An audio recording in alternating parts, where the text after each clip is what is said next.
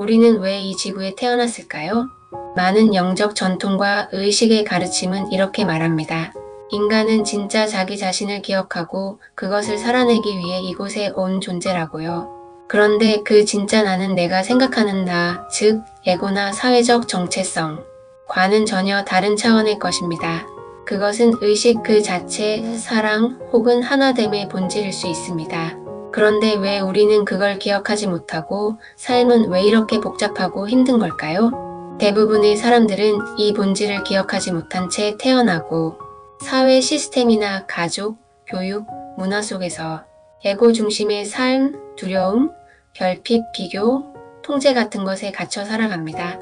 그러니까 삶은 계속해서 우리에게 신호를 보냅니다. 사랑이 아닌 방향으로 갈 때 자기 본질에서 멀어질수록 불편함, 혼란, 고통, 관계의 왜곡 같은 형태로 경고를 보내는 거죠. 이건 벌이 아니라 말하자면 너 방향이 틀렸어. 돌아와 라는 깨어남의 알람입니다. 하지만 많은 사람들은 그 신호를 외부 문제로만 인식합니다. 저 사람이 문제야. 세상이 불공평해. 운이 없었어. 이런 식으로 밖을 탓하면서 내면을 들여다보지 않게 되죠. 그 결과 신호는 점점 강도를 높이고 고통은 더 커지고 반복되며 결국 어떤 한계 상황이나 삶의 붕괴를 겪게 되기도 합니다.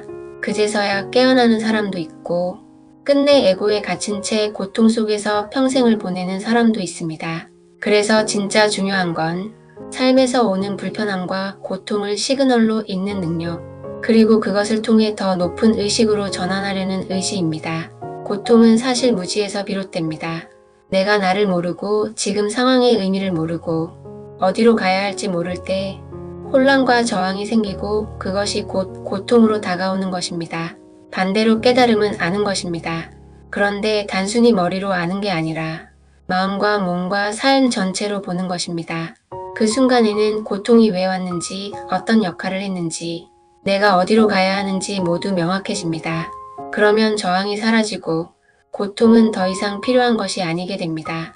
예를 들어 밤길의 어둠 속에서 나를 쫓아오는 무서운 그림자가 있어서 도망쳤는데 어느 순간 멈춰 서서 바라보니 그건 내 그림자였던 거예요. 그걸 본 순간 도망칠 이유도 무서워할 이유도 사라집니다. 그게 바로 깨달음이고 해방입니다. 물론 그렇다고 해서 인생에 더 이상 어려움이 없다는 건 아닙니다. 하지만 그 어려움을 대하는 태도는 완전히 바뀝니다. 예전에는 저항하고 억누르고 남 탓하고 피해자로 반응했다면 이제는 관찰하고 배움을 수용하며 자기 중심을 유지하고 사랑과 명료함으로 선택하게 됩니다. 그렇게 되면 삶의 모든 사건은 고통이 아니라 과정으로 받아들여지고 결국은 더 이상 고통이 아니게 되는 것입니다. 삶은 언제나 나를 깨우려 한다. 그 기억만으로도 자유로워질 수 있습니다. 이제는 고통이 아닌 창조와 구현의 시간입니다. 그리고 이 여정에 당신이 함께하길 바랍니다. 당신의 삶이, 당신의 존재가 더 본질적인 방향으로 향하도록 이 메시지가 하나의 신호가 되었기를 바랍니다.